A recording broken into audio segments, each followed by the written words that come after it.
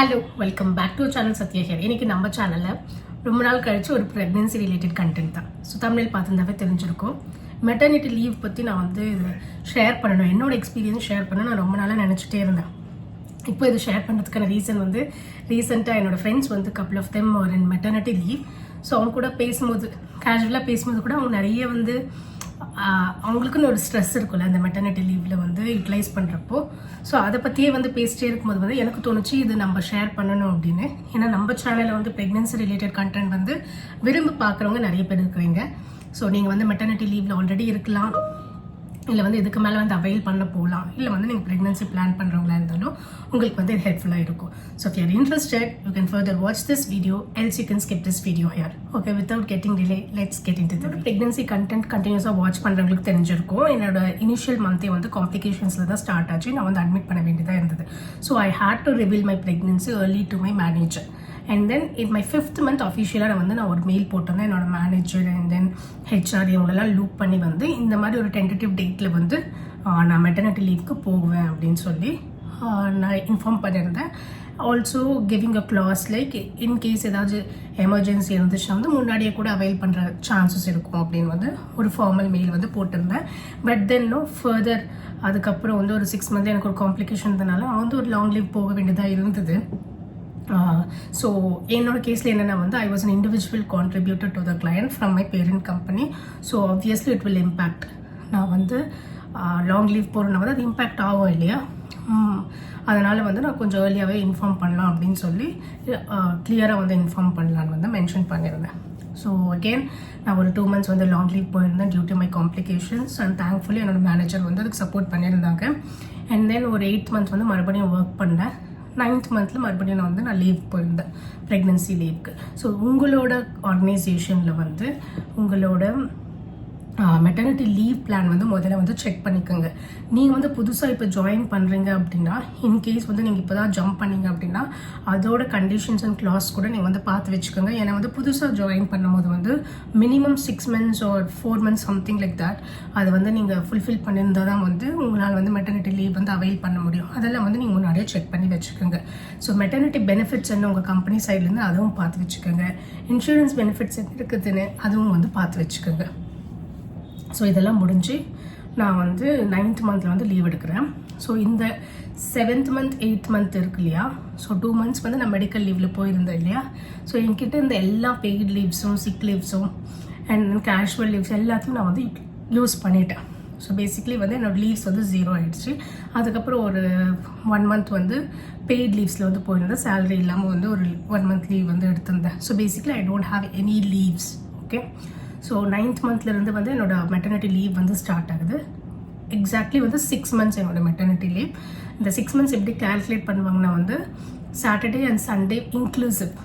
Okay, not only working days plus non working days ரெண்டும் சேர்த்து 6 months வந்து calculate பண்ணுவாங்க.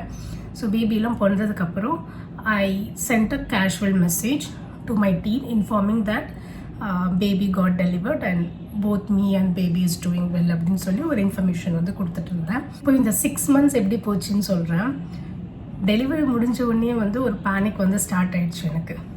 என்னடா என்ன பண்ண போகிறோம், நான் மறந்துடுவனோ, என்னோடய ஸ்கில் செட்டை மறந்துடுவனோ, இல்லைன்னா வந்து என்னை ஃபயர் பண்ணிடுவாங்களோ. ஏன்னா வந்து நான் வந்து லீவில் இருக்கேன் இல்லையா. ஸோ என்னை ஃபயர் பண்ணிடுவாங்களோ, இல்லைன்னா வந்து நான் திரும்பவும் ஜாயின் பண்ணும்போது வந்து எனக்கு ஹைக் சரியாக கொடுக்க மாட்டாங்களோ. ப்ரொமோஷனில் எதிர்பார்க்கறது வந்து ரொம்ப அதிகம். ஹைக் அந்த மினிமம் ஹைக் கொடுக்க மாட்டாங்களோ, எனக்கு 0 ஹைக் கொடுத்துருவாங்களோ.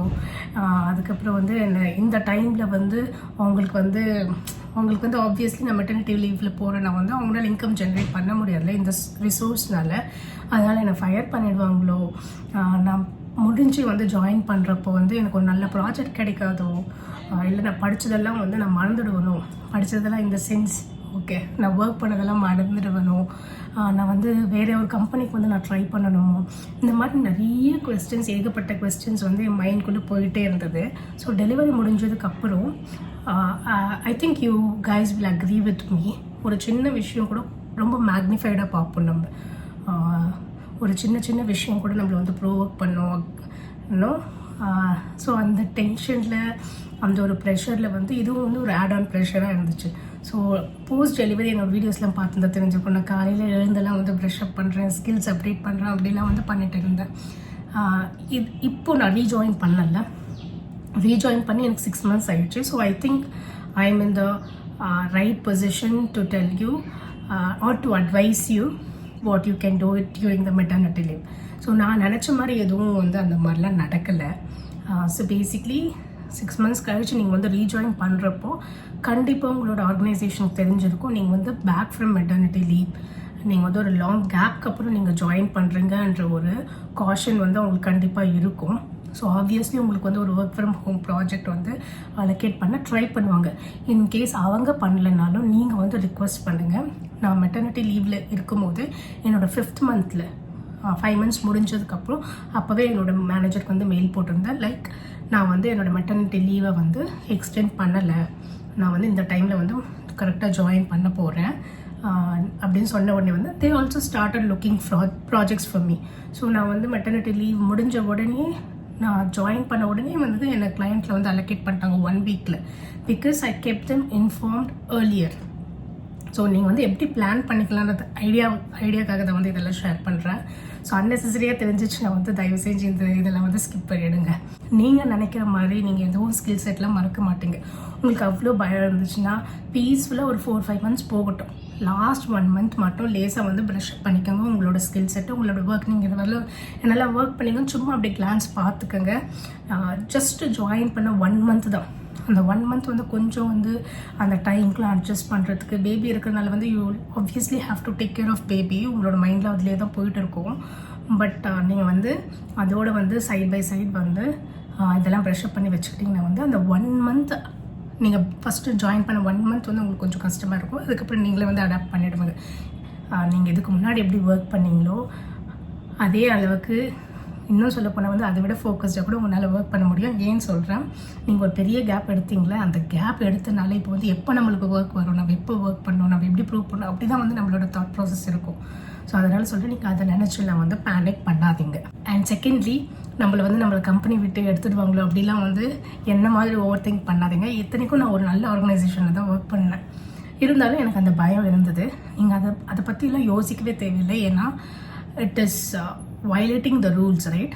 மெட்டர்னிட்டி பெனிஃபிட்ஸ் எம்ப்ளாயிஸ் கொடுக்கும்போது வந்து நீங்கள் இன்கேஸ் வந்து எம்ப்ளாயர் வந்து நம்மளை ஃபயர் பண்ணுறாங்கன்னா it is violating the rules. They will not do it.